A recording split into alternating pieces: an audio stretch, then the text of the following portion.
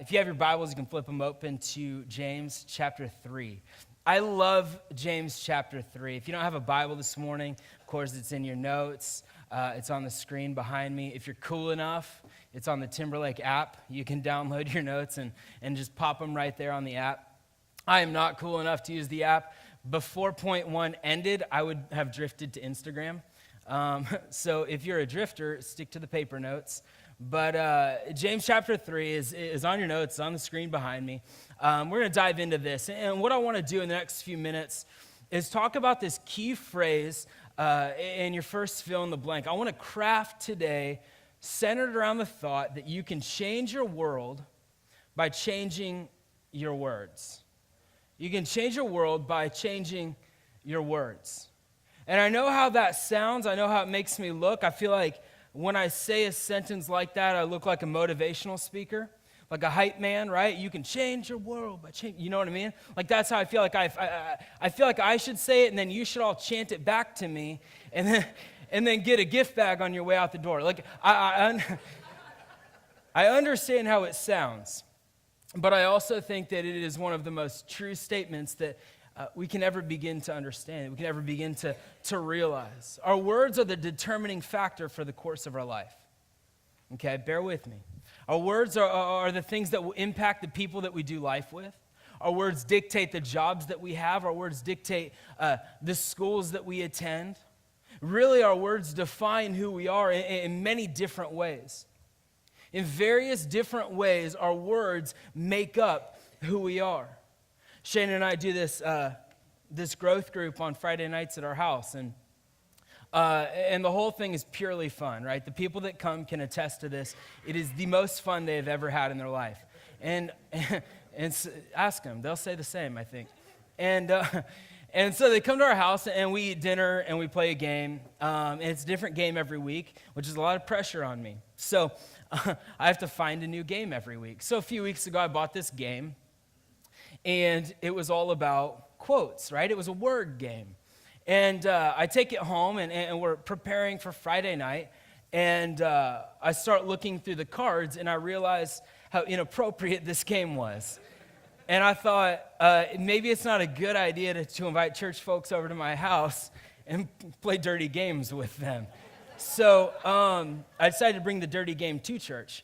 And I'm going to give you a few of them, okay? Here's what I want to do. I'm going to give you a few quotes. I want to see if you know who they are. You ready? Feel free to holler them out, and when you for sure will know them. You ready? Yeah. All right. Here's the first one. We must learn to live together as brothers, or we will perish together as fools. Anybody know it? Okay. I'm relying on second service for this one. Wow. Oh. Okay, write this down. This is good. Martin Luther King Jr. You've heard of him? I was going to do the I Have a Dream one because I thought maybe you'd know that more. But then the second sentence, or the second part of that sentence, just doesn't really fit here today. So I went with that one and it failed miserably. Here's number 2. Everybody has a plan until they get punched in the face. Anybody know it? Yes! Who said that? Well done. Well done. You can get a prize on the way out. I forgot the prize bag. We were supposed to have a gift card bag, and you bring your Bibles, you get a gift? I don't know. Here's number 3. You'll know this one. Float like a butterfly, sting like a bee. Yeah, Muhammad Ali. Cassius. Here's the 4th one. You ready?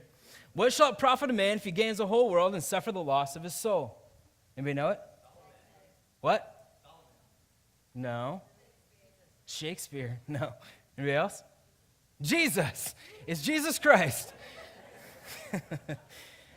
Yeah. I don't know. MLK again? Jesus Christ. I thought I'd trick you on that one. Some of you I did, apparently. The man himself, Jesus Christ. Words matter, right? Words matter. In our lifetime, we may never get credited with a quote. Hopefully, because clearly you don't pay attention to quotes. We may never get credited with a quote for our words, but the reality is the words that we speak matter. The things that we say matter. And one of the most dangerous things that we do as humans is downplay the significance of our words and the impact that they have on our world. And we downplay, unfortunately, the significance that our world has on our words and the impact that the world has on the things that we say. And as a result, we convince ourselves that the things we say are not that big a deal. We do that frequently. But the man himself, Jesus, from earlier, you might remember I quoted him, says this in Luke chapter 6. He says, what you say flows from what is in your heart. What you say flows from what's in your heart. The words that come out of our mouth come from somewhere. They're not simply birthed in our brain, they're birthed in our spirits. The words we speak reflect happiness and anger. The words that we speak reflect confidence and insecurities. They reflect compassion and apathy, love and disdain, unity and division, generosity and selfishness. The words that we speak make a difference. And when we really break it down in the simplest form, it's really fascinating that we take these 26 letters and we arrange them in such a fashion that they can incite war. Just these simple the same 26 letters that a 2-year-old learns can incite war, and they can bring division, and they can make somebody fall in love with us. Proverbs 18 says, the tongue can bring death or life.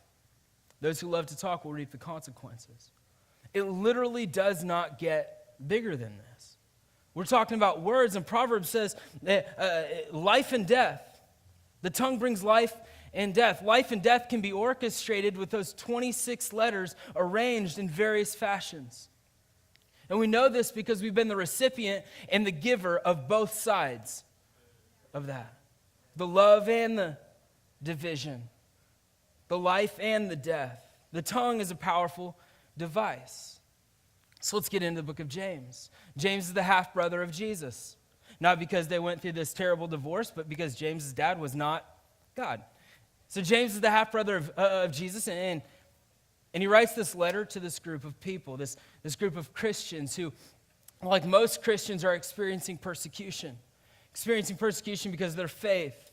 And for some wild reason, in the middle of this letter, James takes this very large portion of this letter, and he writes all about the word, and the tongue, and the speech, and the things that we say. Basically, James takes 20% of this letter of encouragement writing to this group of people that is just bogged down by persecution, and he gives warning against their tongue. They've been driven out of their home, they've lost their incomes, they've been separated from their communities and their families and their friends, and they're experiencing probably a world of pain and a world of loneliness.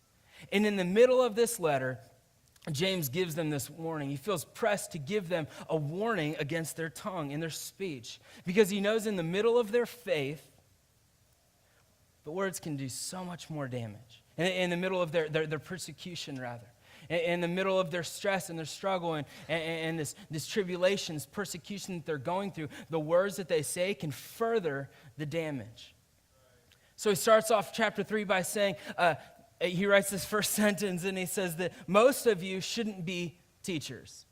He says most of you shouldn't be teachers because the things that teachers say, the things that people in the church, the preachers in the church say, will be judged more strictly. I can attest to this as the speaker. Okay, so James is saying, listen, I understand how you speak. Most of you should not be teachers in the church. But he goes on in verse 2 and he says, if we could control our tongue, we would be perfect and could also control ourselves in every other way. Here's your first thought today. The tongue is not easily controlled. Write that down. The tongue is not easily controlled. That's huge. It's huge because in verse 2, he says if we could control our tongues, we would be perfect. If we could control our tongues, we could do everything else. As soon as we begin to master the tongue, everything else is easy going forward. If you can figure out how to control your tongue, there's no higher achievement. You can master anything at this point because the tongue is so out of hand. That's what James is saying. The tongue is so unruly, so if you can get a hold of it, then you can do anything because of how big it is. It's funny because we hear messages like this, and it's such a simple message. The next few minutes is such a simple thought. But we hear these types of messages in church about this simple thought because it holds so much value. And James is basically saying there's nothing more difficult to manage than the tongue, than the things that we speak. Last week we talked a little bit about lying, right? Most of our lies are not even intentional. Most of us are not intentional liars. If you are, let's talk. But most of us don't intentionally lie. It's because our words just do things, and our brain processes things, and things come out of our mouth. Which takes me to number 2. The tongue is disproportionately powerful. The tongue is disproportionately powerful. Here's what I mean by that. The tongue is this tiny, disgusting thing that weighs but a few ounces, and yet it can absolutely ruin somebody's day. I said it earlier, the tongue can incite war, and it can bring division. It can make somebody fall in love with you. And it's this tiny thing that's just gross, right? Like, tongues are gross. Let's be honest. One of my favorite things that the internet has done through the art of meme is show us that we're all the same. Here's what I mean by that. And you got to track with me because some of you are like, what's a meme? So the internet will present something in visual form. And the reason that I love it is because what they do is they'll post something that maybe you thought was only you, like it's the thing that made you weird, and then you realize that we're all the same. You know what I mean? Like everybody has that same thought and we're all weird. And I say that to say I was thinking through this and this next kind of illustration, I got really nervous about it, if I can be transparent with you. I got nervous because I thought, what if they're not like me? And I just ratted myself as some sort of sick freak. So I was thinking about it. I'm thinking about the tongue, right? It was a very weird preparation week. And I'm thinking about the tongue. And I started thinking about it as a kid. Maybe this was you, I don't know. Do you remember being a kid and your sibling or a friend or something, they were getting ready to say something or a secret or say something about you, or you were trying to shut them up, so you put your hand over their mouth. You know what I mean? What's their first line of defense? They lick your hand, right? I'm not alone in this. Everybody licks someone's hand as children. Yeah. All right. It's funny because as adults, I feel like the joke is on the licker, not the licky. You know what I mean? Like I think back about all the times that my sister licked my hand and like how long it went between hand washings. You know? Yeah, she's gross. But James is using this tiny, disgusting muscle to illustrate the last point of contact between our thoughts and other people. Okay, our thoughts process here and our words process here. And then our tongue is the last point of contact between those thoughts or before those thoughts reach someone else. He says this in verse 3. He says, we can make a large horse go wherever we want by means of a small bit in his mouth. He says, listen, you can take this animal that weighs 1,000+ pounds, and you can make this animal do whatever you want with just a little bit of food in its mouth. Your words control your life. Your words impact your demeanor. Your words impact your attitude and your outlook on life. They change your hopes and your dreams. Your words dictate the way that your life functions. He keeps going and he says this, and he says, and a small rudder makes a huge ship turn wherever the pilot chooses to go, even though the winds are strong. Again, James reiterates the fact that there is this very, very small thing that can dictate the course of something very large. A small bit in its mouth can move a horse. A small little rudder can change the direction of an entire ship. He goes on in verse 5 and he says, in the same way, the tongue is a small thing that makes grand speeches. And see, I don't even think that James is talking about the grand speech that we make at our brother's wedding. I think that James is saying that our tongue is continually communicating a message. He says, in the same way, the tongue is a small thing that makes grand speeches, but a tiny spark can set a great forest on fire. I don't know about you, but I'm completely fascinated with fire. Does anybody they love fire? Okay, it's a complex for me. My family's aware of it. We're seeking help. Fortunately, I've not burned anything down at this point. At our home, we have a fire almost every night, any night that I'm home. And I say we, usually I'm alone. Shane always makes fun of me because she'll come out and I'll just be like tending to my fire all night. I love fire, but it's a deep-seated love. Okay, it started when I was a very little kid. And maybe I'm revealing way too much about myself this morning. But when I was a kid, I loved playing with fire. As a man, I also love playing with fire. But when I was a kid, my dad had this glass water jug sitting in the garage.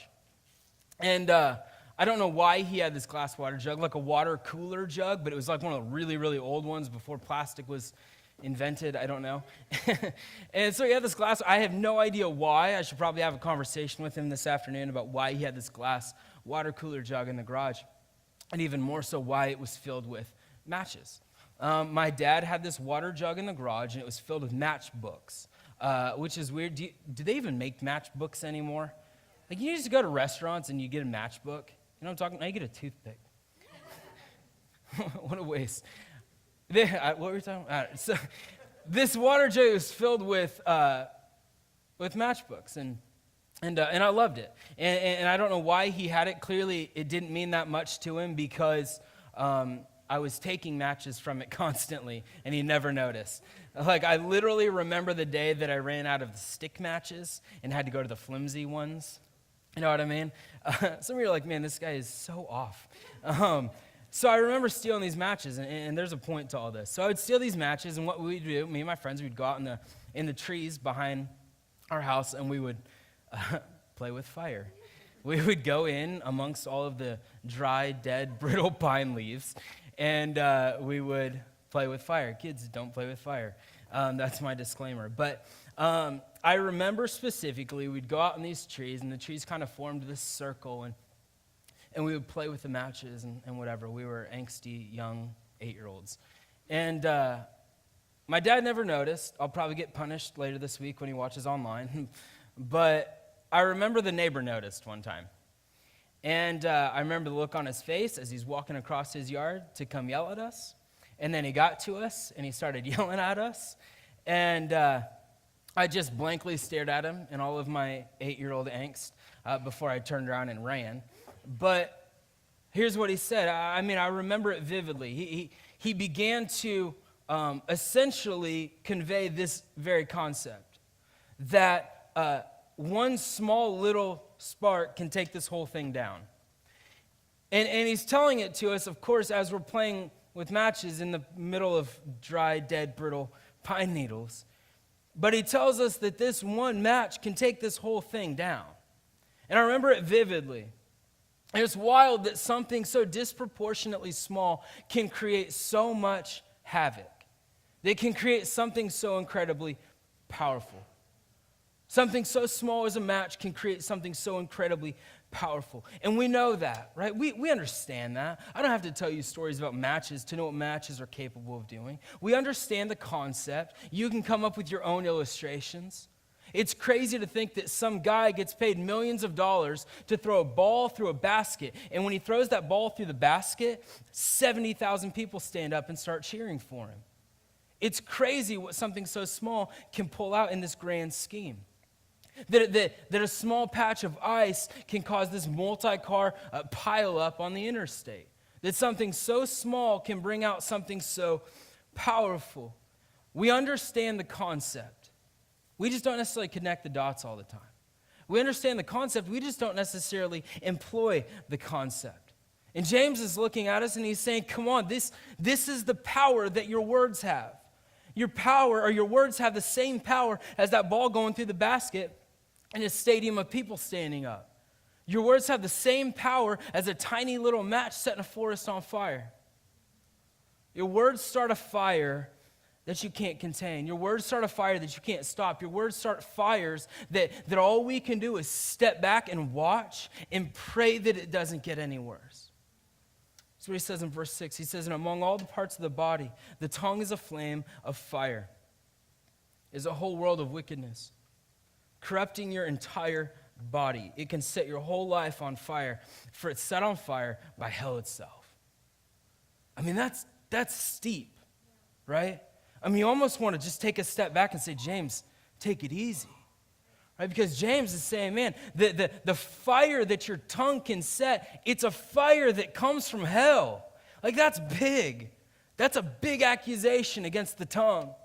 And it's graphic, but it's graphic because I think that there's an urgency that comes to James's voice. Because remember at the beginning, he says it brings life and death. Proverbs says life and death. There's an urgency to the fire that our tongue brings because we're talking life and death. The tongue is disproportionately powerful. We've been having some minor issues in our home with one of our children's obedience. I won't tell you which child it is. She'll remain nameless. But we've been having some issues with her listening lately. So last week, I'm home alone with the kids, and Shayna was off painting the town red or something. I don't know. I'm at home slaving away. And it was a little bit of a rough day for me. I had a very stressful day at that point. I came home, and I suppressed it, right? My rough day, I kind of put it aside. And I did what seemed to be maybe 4 to 5 hours of tickle fight. And I taught Sailor how to throw a punch. It was a very odd night. And so bedtime rolls around. And bedtime's always a little bit of a stress in our home. If you've had kids before, maybe you understand this. We make our kids go to bed remarkably early. And so it's always a little bit of a stress. So one of the children, his or her name will remain nameless, was struggling extra that night, as was I. And I had already told them to go get in bed multiple times. And so they're supposed to be going downstairs, getting in bed, and we always go down like, a minute or two later, get them in bed, and then we go and finish up the night. And I'd walked into my room, and I sat on the edge of my bed, and my phone was plugged in. I picked it up, and I started reading this email.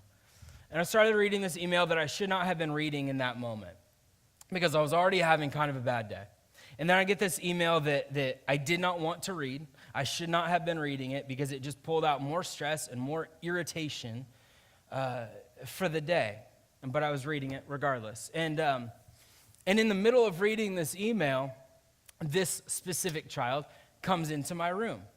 And I'm thinking, I've already told her 6 times to go get in bed. And so she comes in my room. I'm reading this email. It's working me back up. And I look at her and I say, go get in bed. And it was firm and strict and precise. And after I say that, I look back down, and then I look over, and she's walking towards me, literally the opposite direction of bed. And then she proceeds to climb onto my bed, and I just lost it. I mean, I full-on lost it. And I look at her, and I tell her to go get in bed, and I threaten all the punishments. And I mean, I was worked up, so I mean, I lost it, right? And she kind of gets off the bed and turns around slowly, and she puts her head down, she starts crying, and she slowly walks out of the room. I go back to reading this stupid email, right? And then about 2 minutes later, I go downstairs, and of course, I realize what's going on. I felt terrible about it, so I go downstairs, and I walk into her room. She's laying in bed, and she's, kind of fake crying a little bit, and I looked down and I said, hey, I'm sorry. I should not have blown up like that. And very timidly, she looks up and she said, I was just trying to hug you.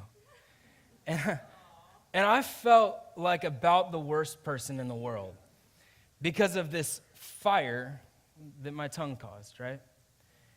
And it was a weird thing. I felt terrible about it. Fortunately, the dog had jumped up onto her bed, peed, and then jumped off of her bed. So all sins were washed away. We both began deflecting. The dog's no longer with us. I'm just joking. We say the wrong words to our kids. We say the wrong words to our boss. We say the wrong words to our spouses, our husbands and our wives. And because we lack discipline, the effect is greatly amplified. Because we lack discipline in the way that we speak, and we lack the understanding of how powerful our tongue is, the effect is greatly amplified. And while there's forgiveness, we don't get to pull the words back in.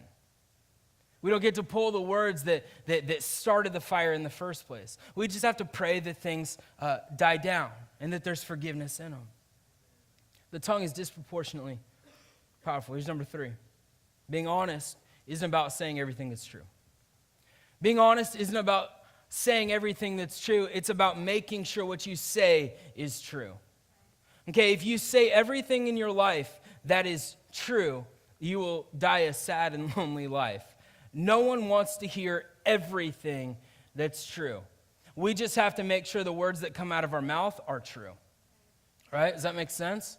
Yes, there are exceptions to the rules, right? Men, they always look good in their pants, right? Those jeans always look good, no matter what. There are exceptions to the rules, but for the most part, everything that comes out of our mouth needs to be true.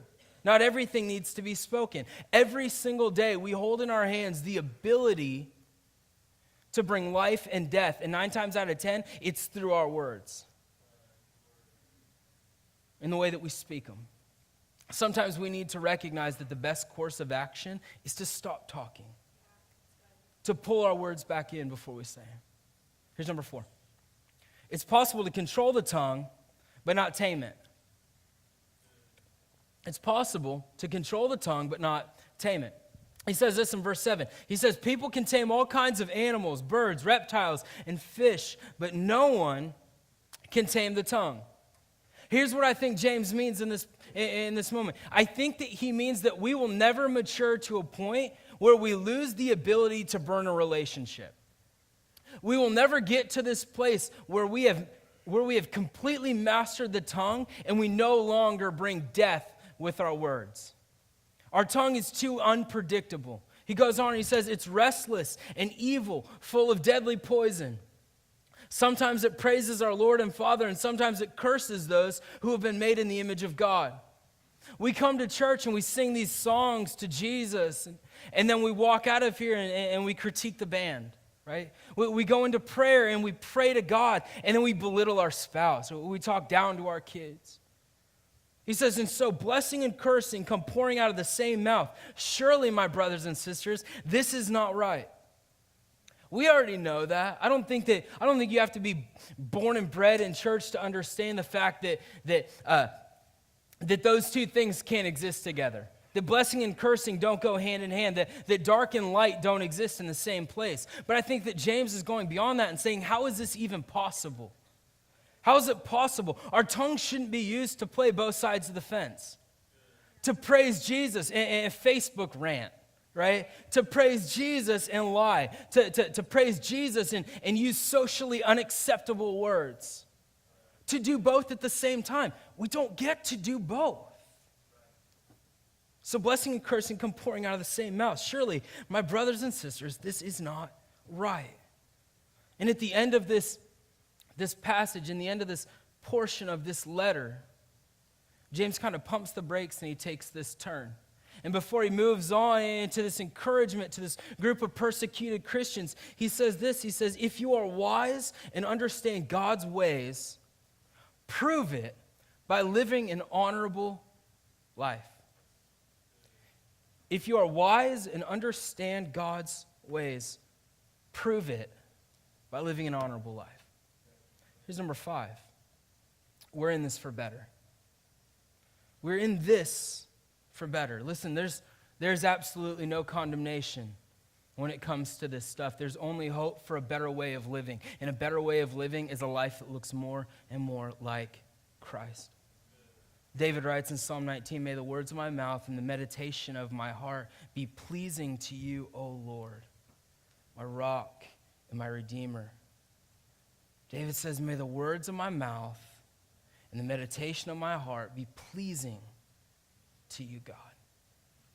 See, I want to look like Christ in every single aspect of my life. From the way that I walk, to the way that I raise my kids, to the words that I speak to and over people. I want my life to be a representation of God. I want the words that come out of my mouth to be pleasing to God. I want the meditation of my heart to be pleasing to God. Here's my challenge to you this morning. I know it's a very specific message. Right? It's not a very broad topic. It's all about one single thing. It's a very specific message, but my challenge to you this morning is to do a self-inventory. I think that we are constantly doing these self-inventories, and my challenge to you this morning is to do a self-inventory on the way that you speak. And I think that the question that we ask ourselves and where we begin this self-inventory is, do my words bring more death than life? Is there more hurt and pain in my words than life? Is there more struggle in my life? Is there more strife or in my words than life? Do I push hope or do I push burden? Do I push hope or do I push hate? I think that we have to begin to think internally about that. And listen, James says, man, you never get to a point where you outgrow this. No one in this room has mastered their tongue. None of us have. So now I think that we start to look inside and we say, man, what do I need to do to move to the next level? What do I need to do to get to that point where, James says, if you're wise and understand God's ways, prove it by living. What's an honorable life? What is an honorable life? It's us pushing words out of our mouth. Remember, that come out of our spirit. They come out of our heart. Words that come out of our heart through our mouth that live an honorable life, one that looks like Jesus. Let me pray this morning. God, thank you.